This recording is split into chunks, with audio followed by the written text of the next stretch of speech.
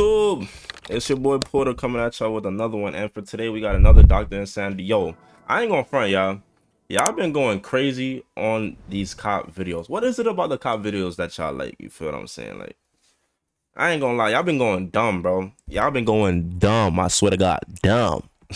But hey, it's so funny because somebody commented on my stuff and said that I talk too much. But it's like, bro, it's a reaction page. Like, what am I supposed to do? Not talk? Hey man, you don't gotta sub to the channel. You don't gotta watch it. Ain't nobody forcing you to, my brother. So anybody that's supporting, that actually likes the content, I love y'all niggas, man. So we got Dr. Insanity. When cops have to arrest their co-workers, you feel what I'm saying? If you see me looking down, it's because actually my computer died, and the way I got it set up is like I need like, I gotta get it. I don't know. I don't even feel like explaining it, bro. But the content is still being made. You feel what I'm saying? Hey, but I just said, yo, let me push out something before I go outside. Oh yeah, I got some IRL content coming for y'all. Let me know if y'all actually are ready for the IRL content, because I got some heat for y'all boys, man. So without any further ado, we about to just get into this shit. I'm gonna stop talking. Now I'm gonna stop talking since I talk too much. Sorry, nah, but hey. Cops usually spend their time dealing with random people they'll never see again. What happens when instead, cops are forced to battle their own ethics and arrest their co-workers? Tough. Cops gotta arrest their own co-workers? It's crazy. Drunk, I'm fucking pissed and I'm tired. I know, I'm sorry. Starting with Corporal Scott. On January 1st, 2021, Gainesville police were called to the scene of a crash that took place in a parking lot, but the responding officer, Brooke, had no idea who was waiting for her. And you are Silver Car? Yes, ma'am. Okay. If you want to go back over there, I'll come get your info in just a second. Alright, thank you. So, Yeah, reached out for my lighter, slammed into his ass. cool. No, not really. Not really. Yeah. You didn't want to do an information So he exchange? does. Now I found it.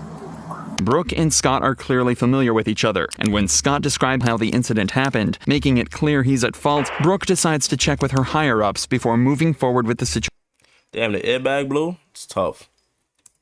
Fearing a conflict of interest. Hey, this crash, Birdie, so come work it? Okay. I can't remember. It's been a long time since I've worked a crash with one of us in it, so. No, he's not on duty. He's in his POV. But I just didn't want there to be any, like, conflict of interest type issues. All right, that was it. I just want to make sure. Brooke gets the green light and is told there shouldn't be any problems with her handling the case. But that changes when she notices Scott's impaired state during the investigation. So, Birdie, you giving me some indicators? My boy Birdie is high as a bird. My boy Birdie is smack. Yo, Birdie is a birdie right now. I ain't gonna front. Oh, Listen. shit, woman. Listen. Valdez is coming out just to... I'm not gonna lie to you about it. She's on her way? Yeah, she's on her way. 76 Because I'm not really comfortable with this whole thing at all. Right now, you're being detained. Wait, what? I'm holding on to you because I have a supervisor coming to see if I need to do a full-fledged DUI investigation or not. Attention all units, CPD channel 1 excursion 33, all units back on channel 1, 6.9 hours. So please don't make my life difficult. I would never do that to you. Okay. I'm very uncomfortable right now. And I apologize for putting you in that position. Are you on? Yes, I am.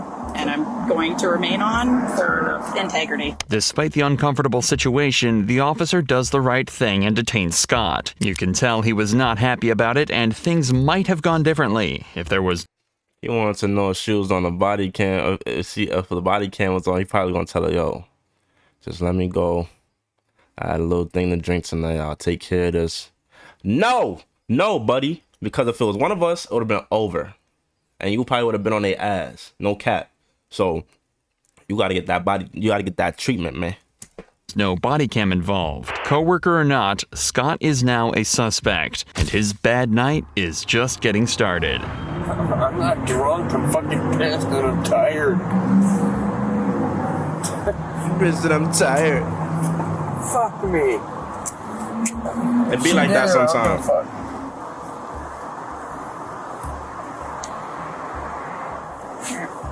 and stuff. Okay. She wants to do DUI, do it. Not gonna put you in that spot, not gonna put her in that spot. 723. She made me aware of who it was. Go ahead. So, Well aware. okay. Fair enough. If we have any spare I will. units, At least he's being fair about it, you feel what I'm saying? He's not making no bigger issue of it.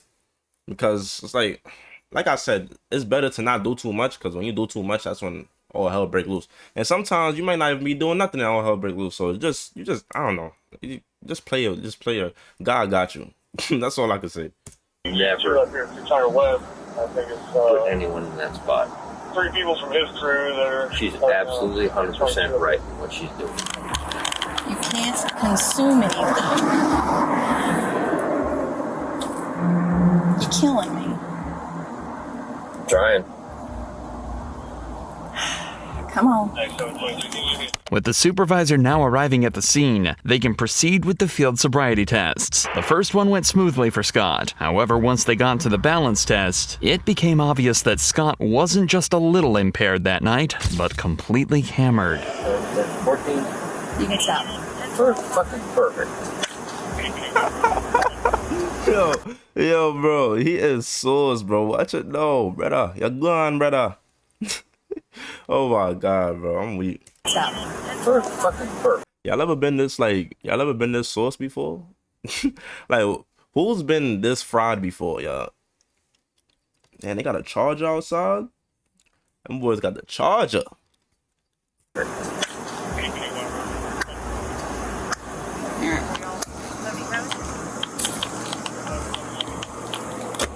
So at this time, I'm asking you to come with me to the station to provide a breath sample.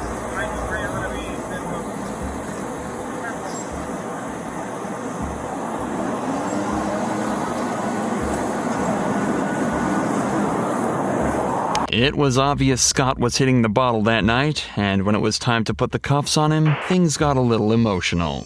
There's things that we can do to fix this, buddy. Damn, it's crazy because like you don't really know what anybody's going through. You feel what I'm saying? My son probably had a long week, and I know some of y'all like to get y'all little drinks on, and you feel what I'm saying? Like, it's understandable. Mistakes happen. You feel what I'm saying? So he seemed like a down to earth guy. I hope that nothing really. I hope he didn't lose his job, and I hope that you know, people make mistakes. Like, we all human, bro. That is for my kids, my family, fucking everything. I'm sorry. You're fine. No, absolutely you're fine. I'm sorry. No, you're not these people. It's fine. It's okay. But you can. Like I said, you never know what the person's going through. The person could be depressed, like mental issues, bro. You never know what the next person's going through. So just keep that in mind. We already know what the game plan is. Even though Scott showed regret for his actions, he is still a criminal that put many lives in danger. Lost if you're in the front seat. No. No, that's fine. Take them around to your driver's side. Yeah. There you go. Listen to me. Put them on. I'm not gonna cuff you. Oh, yes, you are, because they're watching. No. Yes, you are. They're watching. We'll cuff you over by my car. Yes, you will. Yes. They're watching. Yes. And it's crazy because they know him, so it's like he probably is a down to earth guy. It's like it's just a mistake happened. You feel what I'm saying? Like mistakes are to happen. We're human. You feel what I'm saying? So hopefully he seems like a stand up guy. He isn't like he seems like he got a lot going on. So I hope that for me he got through what he needed to get through, son. So yeah. You've been compliant. Can I at least cuff you in the front?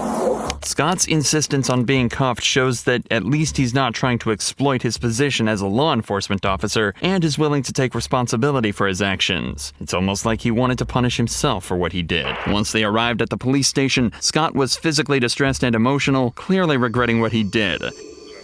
I'm very sorry. Did I put you in this position?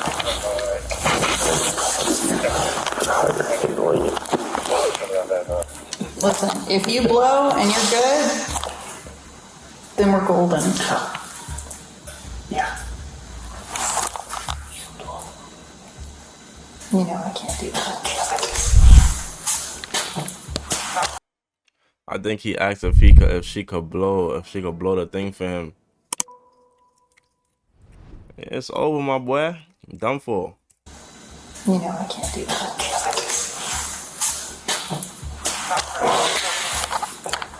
I can't demonstrate evidence. Literally. I know, but you also have nystagmus. Oh, I know. Oh, I'm not saying I haven't been. Yeah. No, I'm not gonna. I mean, you're doing what you got to do. Yeah. You're correct. Yeah, it's a lot different when they ask you in an interview. It's funny. Because he probably don't give a damn when he arrests people. But he in this position. Which is messed up. Like I said, you never know what somebody's going through, so. You feel what I'm saying? But, hey. Saying, hey, you know, what would you do if this happened to... I know. You're kidding.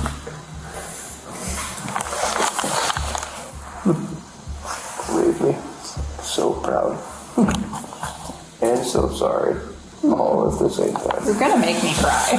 Even though Scott proved to be one of the most polite and respectful suspects we've ever encountered, his luck took a different turn once he hit the breathalyzer test. Scott blew a .156 alcohol blood level, nearly twice the legal limit. Scott was charged with 1 count of driving under the influence with property damage, and he pleaded no contest to the charge. He was sentenced to nearly $1,000 in fines, 50 hours of community service, substance abuse and DUI classes, and a 6-month driver's license suspension. At least Scott didn't hurt anyone, a stark contrast with the next cop who tried to conceal his brother's murderous crimes. July 2nd, 2011 was Canada! an ordinary day for Alexander Kuchevic. Oh, he tried to hold it down for the brother. I don't blame you, you feel what I'm saying? Like I said, you never know what's going on in somebody's life. Like, I don't blame him. Personally, if that was me, I know I would have probably tried to do it if that was my brother. And it depends on the situation. If it was my brother and he had to do it to save himself or save somebody else, then I understand. If it was something crazy like serial killer shows or you just some wild shit, you're going down. I ain't gonna front. You're down 10,000, buddy.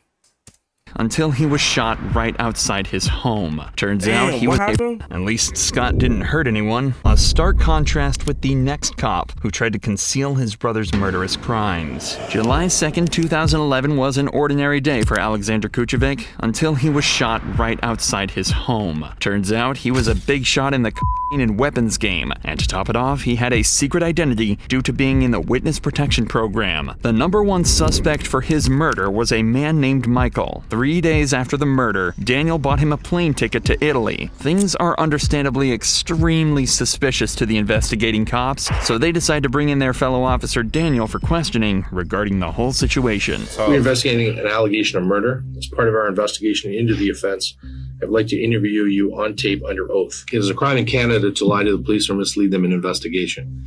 It's also a crime in Canada to falsely accuse another person of committing a crime. Do you understand that? Yes. Do you understand that if you lie to the police, you could be charged with an offense? Yes. Daniel appears calm and collected as they gear up for the questioning process. Being an officer himself, he's familiar with the drill, and that can obviously pose a challenge for the investigators. What can you tell me about anything you know about this incident? To be honest, not much. All I know is that my brother was apparently dating his wife, Okay, when you say your brother, who's your brother? Michael. Michael Costa. Michael Costa. Who was he dating? Anita. That's all I know. Her name is Anita. I met her maybe 3 times. That's all I've known. That's all what I've seen on the news. Did you know she was married? No, not until recently. When did you find out she was married? Saturday night. Okay. So tell me what happened Saturday night. I received a call from my brother, Michael, saying he wanted to come over and speak to me. Came over, started crying, telling me somebody is after him. I didn't know what the hell he was talking about. Said somebody's after him, somebody's after him. He said, watch the news. Somebody got killed. That's Anita's husband. And that's when he told me that he's been dating her and that she was married. What have you talked about? What the hell is going on? He won't tell me what's going on. All he said is that this guy was killed and they might be after me because I've been dating his wife.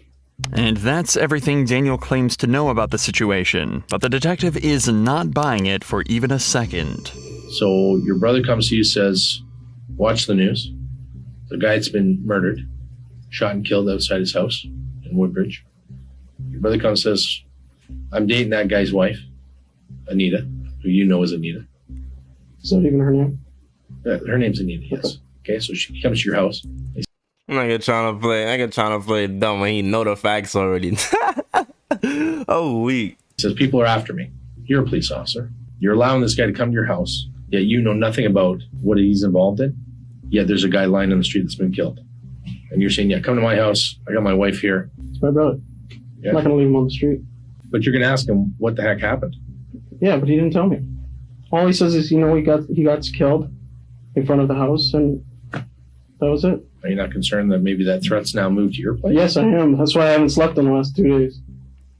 So therefore, wouldn't you just nail down on your brother as to what happened? Well, tell me that. Did you try? I did. I asked him. He kept saying somebody's after me. I don't know why. The only excuse he gave me was that he's dating Anita, and that was it. So what are the chances your brother's going to tell you what's going on? Very slim. Why is that? Because he hasn't in the last 4 days. Today's Thursday. So he's going to stay living at your house? No. Hiding out? After he left. Possibly bringing that threat to your place for you and your wife?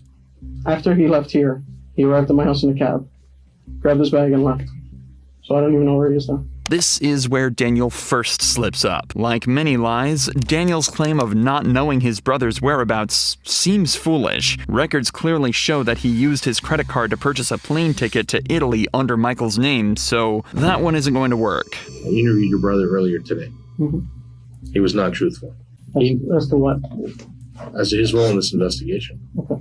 He's not being truthful, and he's not, when I asked him a question, who is that person, he would not say who it was. So what are we going to do now? I don't know. I don't know where he is.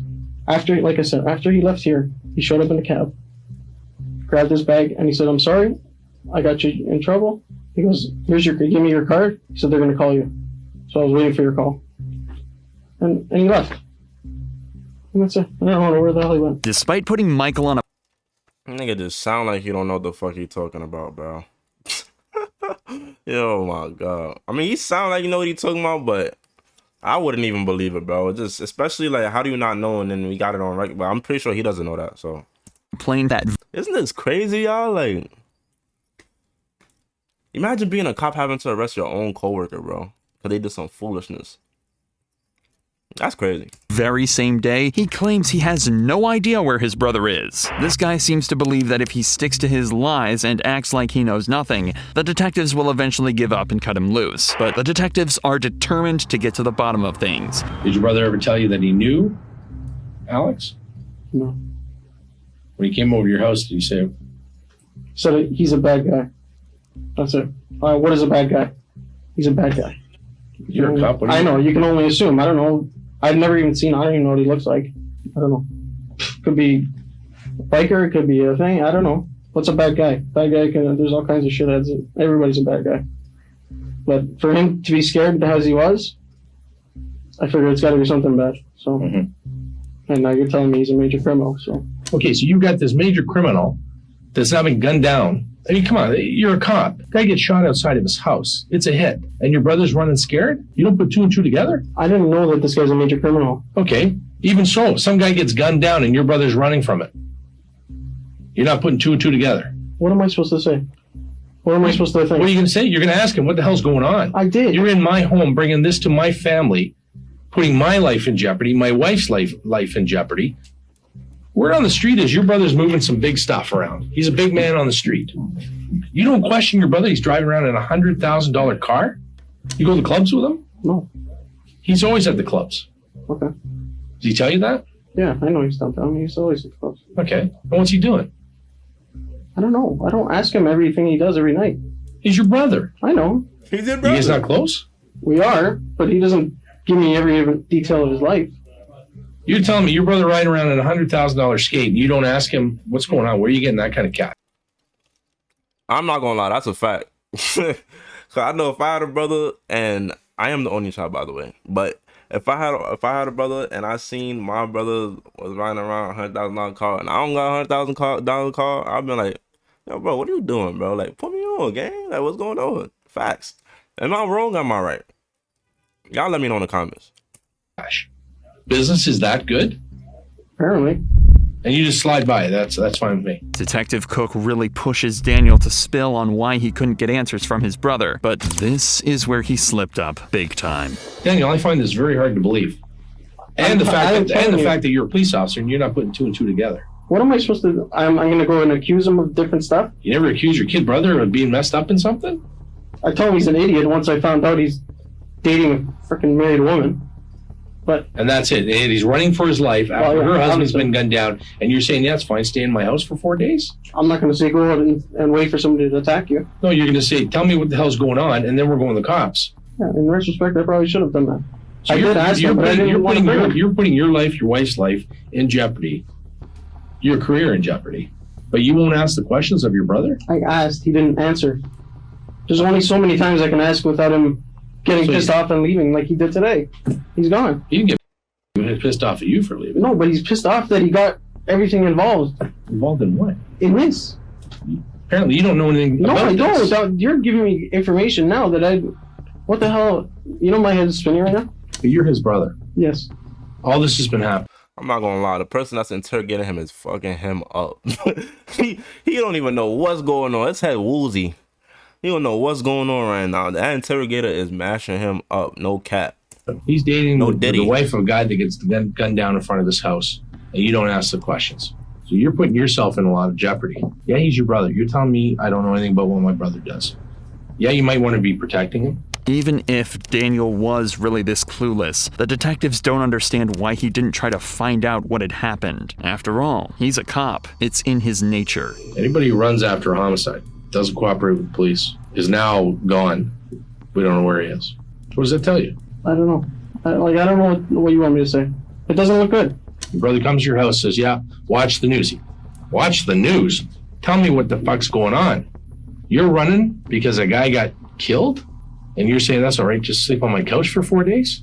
You're not putting any of this together. The detective hits Daniel where it hurts, his pride. Cook suggests that he might not be a great cop for not suspecting his own brother's involvement. This tactic is particularly effective with men who have big egos, as they can't stand the idea of looking incompetent, even if it means admitting something that could implicate them. It's a clever move to... I'm not gonna lie, this is kind of crazy, bro. Damn, bro. He is fucking him up. I feel sorry for him. Shake things up, and you can see the frustration start to seep out of Daniel. Are you understanding the magnitude of this? Yes. This is a homicide. I know.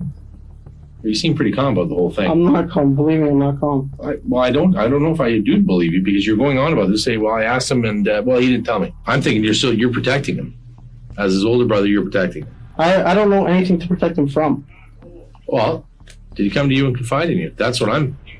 No. That's what I know that he's done. He's gone, and he's got to tell somebody. Can't keep the weight of this on his shoulders forever. How do you even know he did it? I'm not saying he did it. So why would he have to confide in me if he didn't do it? Or have the weight on his shoulders if he didn't do something? He didn't have the weight on his shoulders. He didn't do something. He wouldn't have run. If he's scared somebody's going to be killing him, yeah, I think I would run too. If someone's going to kill you, who do you go to? Police. Yeah? Or your family, and I'm both. Yeah? And then he's gone from there. Nobody's going to have to go after him because he's banging the... I mean, that is a good question. That is a good answer. I'm a police officer. I'm his family. Go to both. That's who I would go to first. You feel what I'm saying? Wife. That doesn't even make sense. You're after Buddy Boy.